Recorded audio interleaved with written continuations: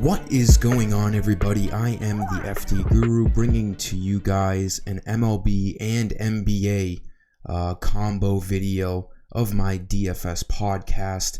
We have 12 games on the MLB main slate tonight, and another 3-game NBA playoff slate. So plenty to talk about. I'm going to be giving you guys 5 value plays in each video, as I usually do, one for each position. And let's get after it here. There's a lot to take in here, so I'm going to, make this as quick as possible. I shoot for 10 to 12 minutes in these videos. Let's have a better day in baseball than we did yesterday. It was really tough. We unfortunately have to go back to the Phillies, and I guess that will lead us into the video here. The Phillies screwed us last night. They got shut out, but we got to go back to them tonight. It's just, it's a new day. Baseball, weird things can happen, and you can't hold grudges. We got to go back to the Phillies. They're in a fantastic spot tonight.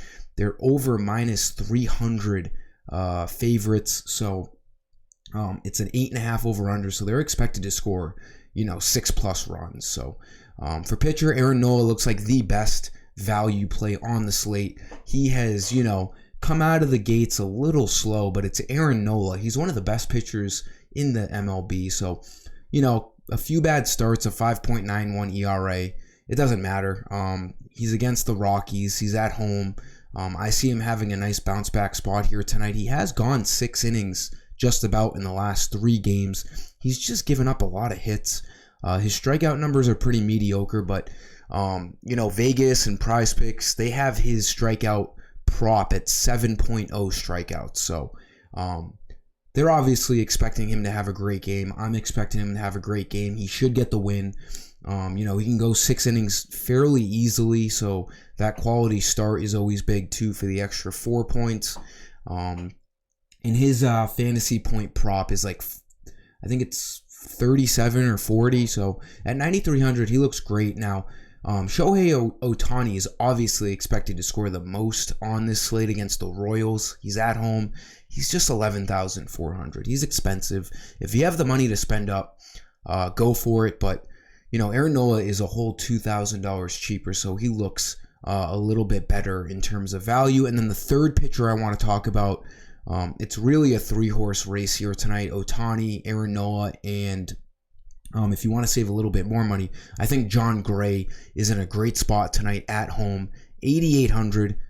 He started this year pretty solid, a bad start in Houston, but that was a tough matchup, and he looked good in his first 2 starts.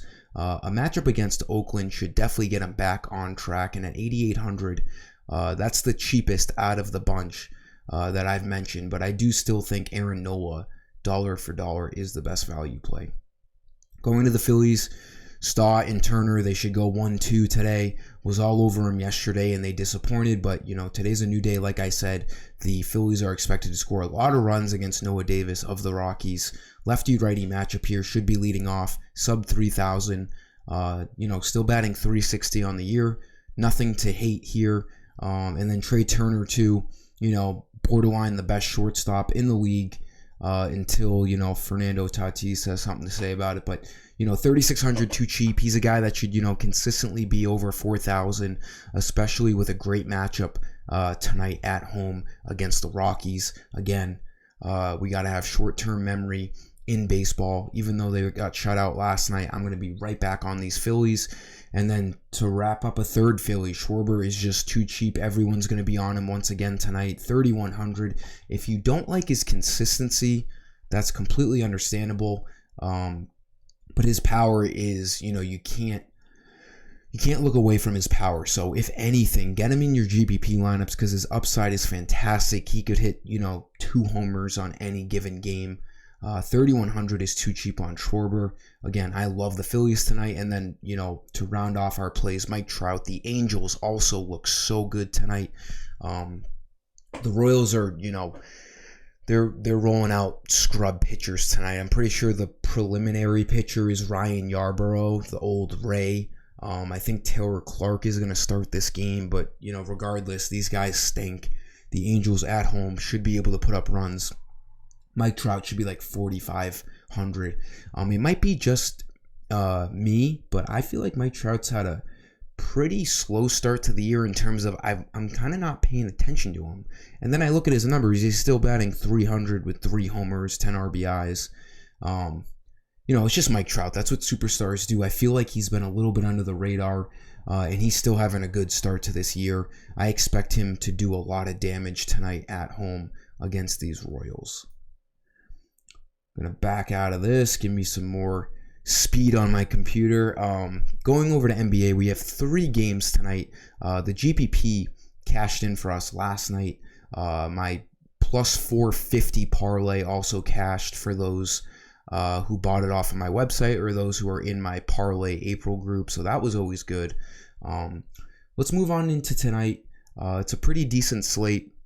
Boston at Atlanta. They're only given 5.5 points being on the road. I do think the Celtics handle them. Cleveland and the Knicks should be the closest game of the night. Very low over-under. And then Denver and Minnesota. There's not any injury guys to worry about, which is always nice.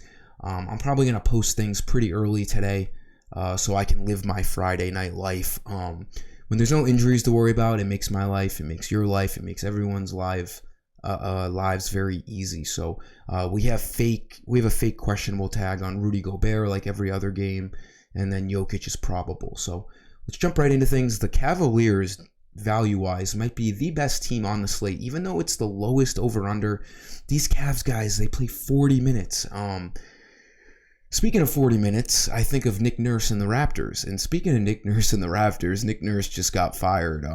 I think I saw that coming. I just thought that was a little headline. I think that was the first thing I saw when I woke up this morning. But that's pretty funny. The Raptors, they're a bit of a mess. But going back to the Cavs, they should play 40 minutes. Garland had a nice little breakout game last game. He was a little slow in game 1, played 43 minutes, and then he did what we all expected him to do in game 1, in game 2. 36 minutes, 32 and 7, carried them to victory. 7,800 needs just 38 fantasy points to hit value. He looks like an outstanding value play. His price did go up a few $100, but he just looks so good.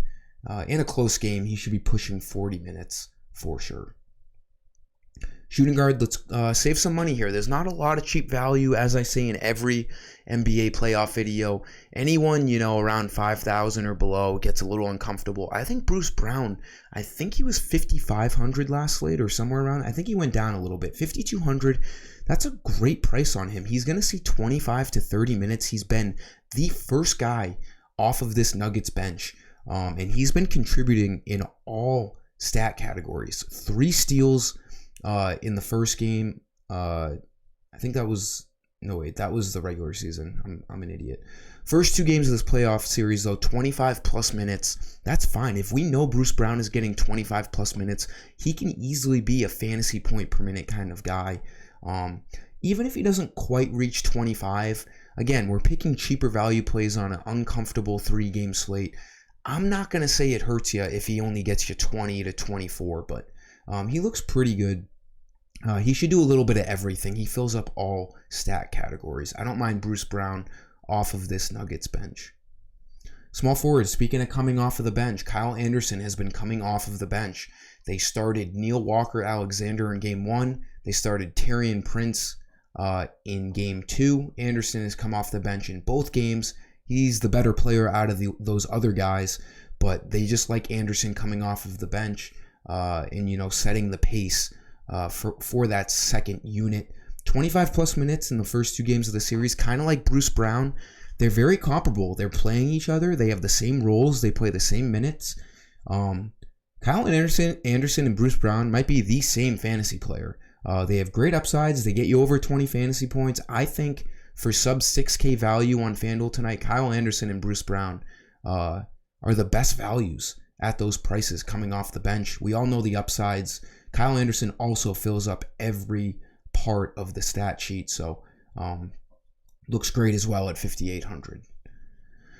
And then for power forward, Evan Mobley, again, I think Garland, Mobley, Jarrett Allen are like the best value plays on this slate. They're all under 8,000. They're all going to play 40 minutes, and they can all get over 40 fantasy points. Mobley, I'm putting Mobley in this video instead of Jarrett Allen because now he's cheaper. In the video prior, I put Jarrett Allen in over Mobley because Allen was cheaper. So they're kind of flip-flopping the prices. Either way, Allen and Mobley are both under 8K, and they both look great. They're going to play a ton of minutes. I have on my 6-pick parlay slip that I just posted in my Discord, free to join by the way, one of my props that I love is Mobley and Jarrett Allen combined rebounds 19.5 over. They've both gotten double-digit rebounds in both of these games against the Knicks. The Knicks don't shoot too well, especially when RJ Barrett is chucking up bricks from three.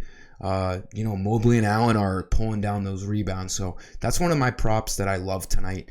I have Mobley in this video. You could go Allen. You could go both of them if you have the money. I think Garland, Mobley, like I said, Garland, Mobley, Allen are the three best Cavs value guys. They're a great trio to be targeting on tonight's slate. And then for center, Clint Capella is too cheap at 5,600. I know his minutes went down last game to 21, but they're at home tonight.